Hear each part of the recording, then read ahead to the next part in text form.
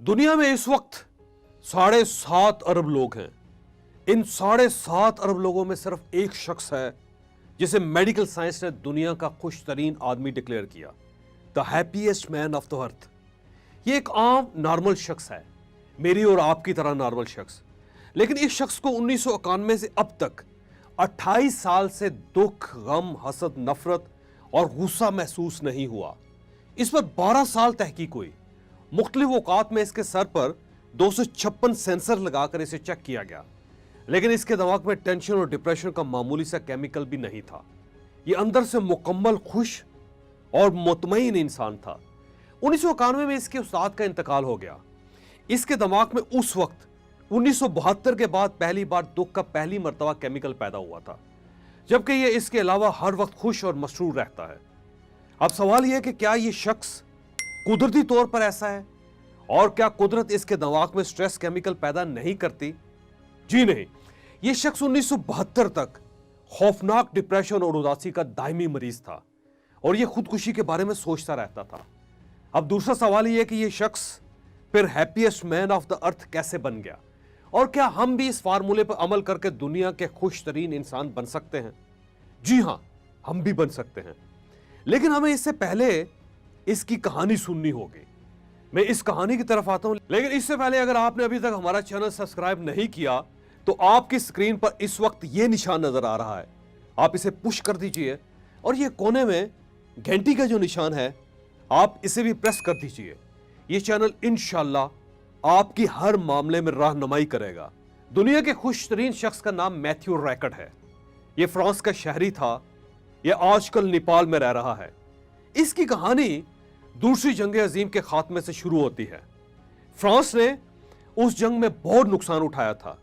हर शहरी ने जंग में जख्म खाए, लोग बेरोजगार हो गए, इमारतें ढह गईं, हजारों लाखों लोग अपने जिस्मानी अज़ा से महरूम हो गए। पूरा फ्रांस जख्मी था।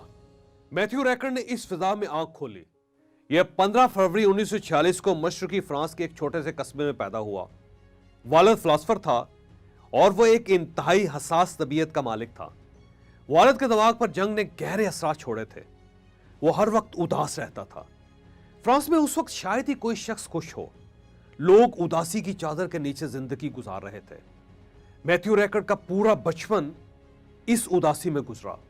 ये जब भी स्कूल जाता था, माँ के साथ बाजार में खरीदारी करता था, या ये लाइब्रेरी और थिएटर में जाता था, या फिर ये काफी शॉप्स और रेस्टोरेंटों में बैठता था, तो इसे किसी जगह खुशी दिखाई नहीं देती थी। लोग उस वक्त यूं चलते थे जैसे अंधे धुंध में टामक टोहियां मार रहे हों। फ्रांस के तमाम छोटे बड़े शहर कह कहे को तरस गए थे। मौसीकी से भी शोखी उड़ गई थी।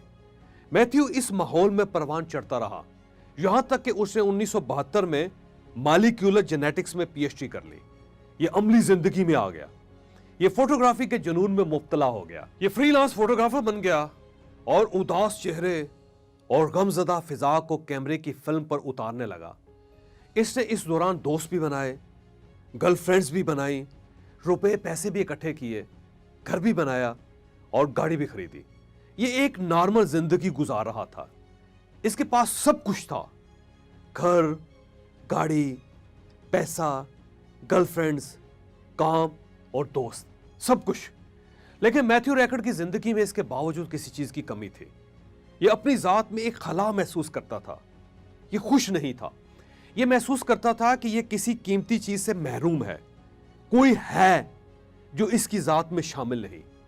कोई चीज है जो वहां नहीं जहां उसे होना चाहिए। मैथ्यू वो चीज तलाश कर रहा था। ये इस तलाश में चर्च भी गया, सिनागोग भी गया, मस्जिद भी गया और मंदिरों में भी जाता आता रहा। यह नफ्सियात दानों के जेरे इलाज भी रहा और इसने जादू टूने भी किए। ये जोगियों से भी मिला और ये जंगलों, वीरानों और सहराओं में भी मारा मारा फिरता रहा। लेकिन इसके अंदर का खला, अंदर की कमी पूरी ना हो सकी। मैथ्यू ने तंग आकर फोटोग्राफी छोड़ दी और बुद्धिज्म ज्वाइन कर लिया। ये भिक्षुओं के साथ घूमने फिरने लगा। इसने शुरू में सादगी इख्तियार की, फिर योगा क्लासेस स्टार्ट की और आखिर में इसने भिक्षुओं के कपड़े और लकड़ी के जूते पहनना शुरू कर दिए। ये भिक्षुओं के साथ इंडिया में चला गया। ये हिमालय के गारों में भी रहा और बुद्धों की दरसगाहों में भी दाखिल हुआ। ये तपस्या काम आ गई। मैथ्यू रैकर्ड पुरस्कून होता चला गया, ये अंदर से भरता चला गया। फिर ये दार्जिलिंग पहुंच गया। इसने हिमालय में एक पहाड़ी गांव तलाश किया और वहां गोशानशीन हो गया। ये 5 साल जदीद माशरे से कटा रहा। ये सिर्फ जरूरियात जिंदगी के लिए बाहर निकलता था और जल्द वापस आ जाता था। ये अपनी जरूरियात भी कम करता चला गया, यहां तक कि ये 2-2 दिन 3-3 दिन बगैर कुछ खाए पिए गुजार देता था। ये हर वक्त मराकबे में रहता था। ये सांस रोकता था और अपने मन की दुनिया में छलांग लगा देता था। मुराकबा इसे अंदर से रोशन करता चला गया, यहां तक कि ये 5 साल बाद बाहर निकला तो ये मुकम्मल तौर पर मुख्तलिफ इंसान था, मुतमईन, मसरूर और सेहतमंद। मैथ्यू रैकर्ड ने तपस्या के इन बरसों में महसूस किया कि खुशी वो खोई हुई मेरास थी जिसे ये बरसों से तलाश कर रहा था। ये मेरास हवस और दुनियादारी के गंदले पानियों में गुम हो गए थे और ये जब सब कुछ छोड़ छाड़ कर जंगलों में निकल गया, ये जब जिस्म से निकलकर मन की दुनिया में उतर गया तो ये खुशी तक पहुंच गया। इसने नरवान पा लिया। मैथ्यू रैकर्ड ने इसके बाद किताबें लिखना शुरू कर दी। ये इस वक्त 9 किताबों का मुसन्नफ है। ये आज भी फोटोग्राफी करता है। इसने बुद्धों की कदीम तहरीरों का तर्जुमा भी किया। इसने 1998 में अपने वालिद के साथ मुकालमे पर the monk and the philosopher के नाम से एक मशहूर किताब भी लिखी। ये किताब बेस्ट सेलर रही। मैथ्यू रैकर्ड किताबों से हासिल होने वाली आमदनी से फ्री मेडिकल क्लिनिक्स, स्कूल और यतीम खाने बना रहा है। ये माइंड लाइफ इंस्टीट्यूट का बोर्ड मेंबर भी है। ये अदारा 26 वर्षों से इंसानी दिमाग को साइंसी बुनियादों पर परख रहा है। हम यहाँ चंद लम्हों के लिए मैथ्यू रैकर्ड की कहानी रोकते हैं और अमेरिका की यूनिवर्सिटी ऑफ विस्कॉन्सिन के एक दिलचस्प तजर्बे की तरफ आते हैं। यूनिवर्सिटी के न्यूरो सर्जरी डिपार्टमेंट ने साइंसदान डॉक्टर रिचर्ड डेविडसन की क़यादत में एक टीम बनाई और इस टीम ने 15 साल पहले खुशी और खुशी के दौरान दिमाग से निकलने वाले केमिकल्स पर रिसर्च करना शुरू की।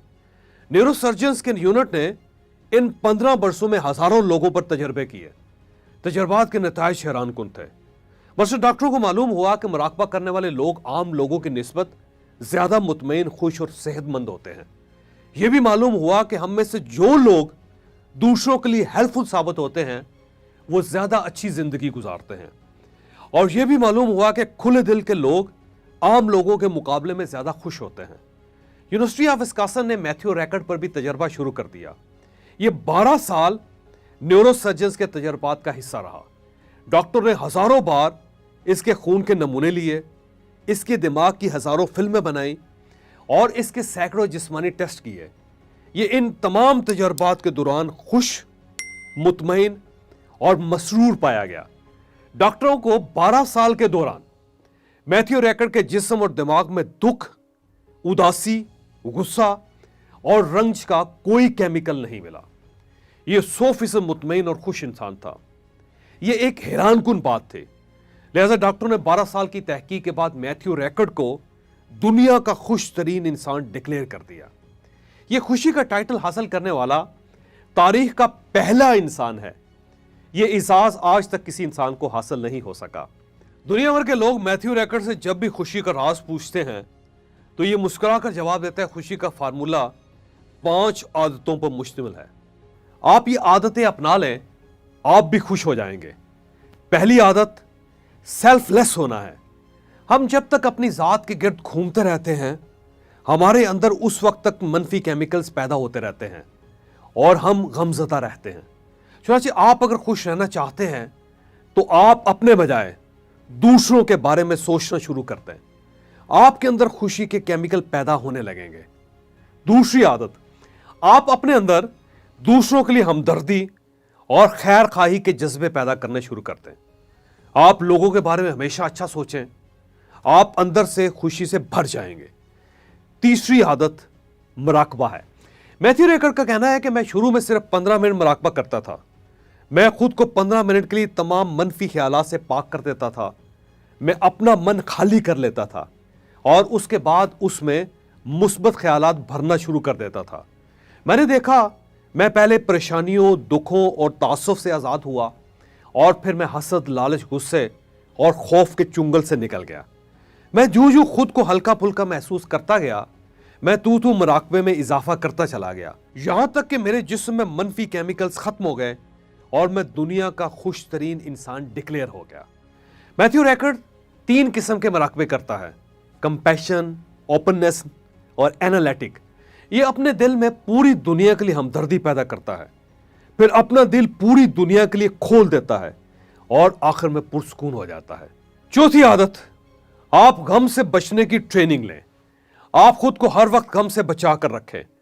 मैथ्यू रैकर्ड का कहना है, गम और खुशी कभी इकट्ठे नहीं रह सकते। आप जब गम को दिल से निकाल देते हैं तो खुशी फौरन वहां आकर बैठ जाती है। और गम को भगाने का बेहतरीन तरीका यह है, आप हर मुश्किल का कोई हल तलाश करें या फिर उसे अल्लाह का हुक्म समझकर कबूल कर लें। गम आपके दिल से भाग जाएगा और खुशी वहां आकर आबाद हो जाएगी। और 5वीं आदत, आप हर वक्त दूसरों की खिदमत के लिए तैयार रहें। आप लोगों के काम आए। यह आदत भी आपको अंदर से खुश कर देगी। ये दुनिया के खुश तरीन इंसान के खुशी के 5 असूल हैं। आप भी करके देख लें, मुझे यकीन है आप भी खुश हो जाएंगे। आपको अगर ये वीडियो पसंद आई हो तो आप इसे शेयर जरूर कीजिएगा। हो सकता है ये किसी न किसी का माइंड चेंज कर दे।